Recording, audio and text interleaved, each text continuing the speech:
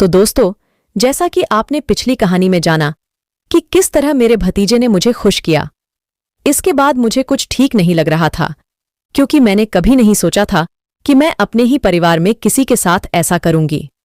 मैंने अपने लिए अलग कमरे का इंतजाम करने का सोच लिया था, क्योंकि मैं इन सबको भूलना और एक पूरा दिन अकेली गुजारना चाहती थी, जिससे दोबारा मेरे और तुषार के बीच कुछ न हो सके।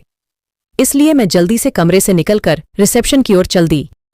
मैं रिसेप्शन पर पहुंच गई तो वहां एक नई उम्र का लड़का खड़ा था, जो मुझे घूरने लगा था।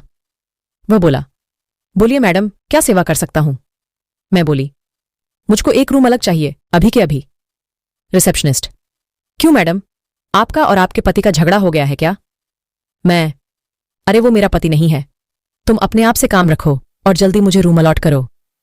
वह बोला, अच्छा सॉरी मैडम, मैं अभी पता करता हूं। जब वह फोन पर बात कर रहा था तो लगातार वह मुझे ही देख रहा था। मुझे उसकी नज़र में कुछ खोट लग रहा था। तभी वह बोला, मैडम सॉरी, रूम अवेलेबल नहीं है, आप वहीं मैनेज कर लीजिए।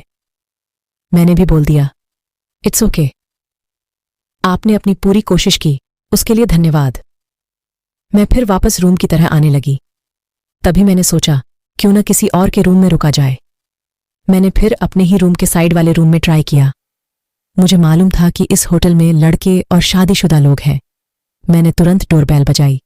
2 बार बजाने के बाद गेट खुला और एक 25 साल का लड़का मेरे सामने आया। उसे देखते ही मैं ख्यालों में खो गई, क्योंकि वह बहुत सुंदर, हट्टा कट्टा बॉडी बिल्डर टाइप का लड़का था। उसकी नज़र गेट खुलते ही मुझ पर गई। जाती भी क्यों ना, मैं इतनी सुंदर जो थी। मैंने उससे बोला, हेलो फ्रेंड, आप क्या मेरी मदद कर सकते हो? उसने बोला, क्या मैडम? मैंने कहा, मेरे रूम का शॉवर खराब है और मैंने होटल वालों से बात की तो उन्होंने कहा थोड़ा टाइम लगेगा ठीक होने में, पर मुझे अभी जल्दी कहीं जाना है, तो क्या मैं आपका बाथरूम यूज कर सकती हूं? वह बोला, वैसे तो मुझे भी कहीं जाना है, इसलिए मुझे भी अभी शॉवर लेना है। फिर मैंने कहा, प्लीज, मैं ज्यादा वक्त नहीं लूंगी। उसने कुछ देर सोचा, फिर उसने हामी भर दी। मैं तुरंत रूम में अंदर चली गई, अपना पर्स बेड पर फेंक दिया। तब मैंने उससे थैंक यू बोला और बाथरूम में चली गई। नहाते नहाते मुझे 5 मिनट ही हुए होंगे कि उसने आवाज लगाई, मैडम प्लीज, जरा जल्दी कीजिए, मुझे भी नहाना है। मैंने फिर उससे कहा, ओके, अभी हो गया बस। फिर मैंने सोचा कि मुझे कुछ भी करके एक दिन अलग निकालना है तो कुछ करना पड़ेगा, क्योंकि मैं दोबारा से तुषार के साथ एक ही कमरे में नहीं रुक सकती थी। तभी मैंने कुछ सोचा। मैं समझ गई कि मुझे आगे क्या करना है। मैंने इस रूम वाले लड़के के साथ रहने का मन बना लिया था। जैसे ही मैंने दरवाजा खोला तो मैंने देखा कि वह लड़का टॉवल लपेटे हुए बेड पर बैठा था। उसने मुझे देखा और चौंक गया। मैंने कहा, अगर तुम मुझे जल्दी रूम से बाहर भेजना चाहते हो तो मुझे खुश करना पड़ेगा। तभी एकदम से मेरा फोन बजने लगा, तो मैंने जल्दी से अपना फोन पर्स से निकाला और देखा कि मेरे पति का कॉल था। मैंने तुरंत फोन उठाया और उस लड़के को चुप रहने का इशारा किया। वह चुप हो गया। मैं अपने पति से बात करने लगी, फोन पर बात करते हुए, पति, हेलो, परी पहुंच गई?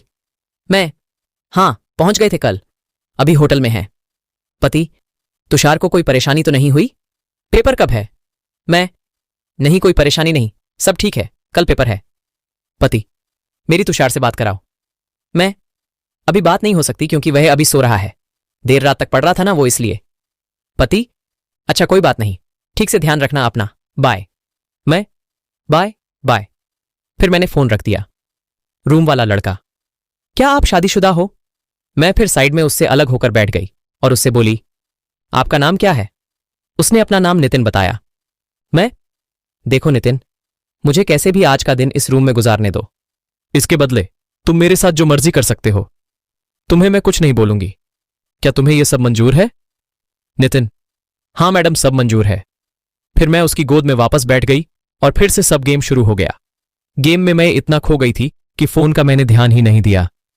मैंने फोन उठाया तो देखा तुषार के 10 मिस कॉल आए हुए थे। मैंने उसको अनदेखा कर दिया।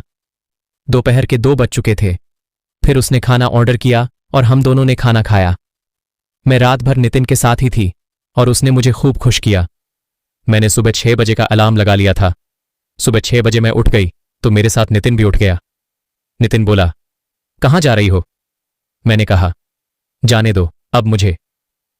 हमारा कॉन्ट्रैक्ट अब खत्म हुआ, अब मैं जा रही हूं। फिर वह बोला, आपका नंबर? हम दोनों ने एक दूसरे के नंबर एक्सचेंज किए। वह मुझे दरवाजे से बाहर छोड़ने आने लगा।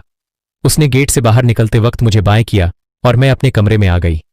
कमरे में तुषार अभी सो रहा था। दोस्तों, अगर आपको मेरी ये स्टोरी अच्छी लगी हो तो प्लीज कमेंट में जरूर बताएं और अपने दोस्तों को भी शेयर करें और इस चैनल को लाइक और सब्सक्राइब करना ना भूलें। मिलते हैं कल एक नई स्टोरी के साथ। तब तक आप अपना ख्याल रखना।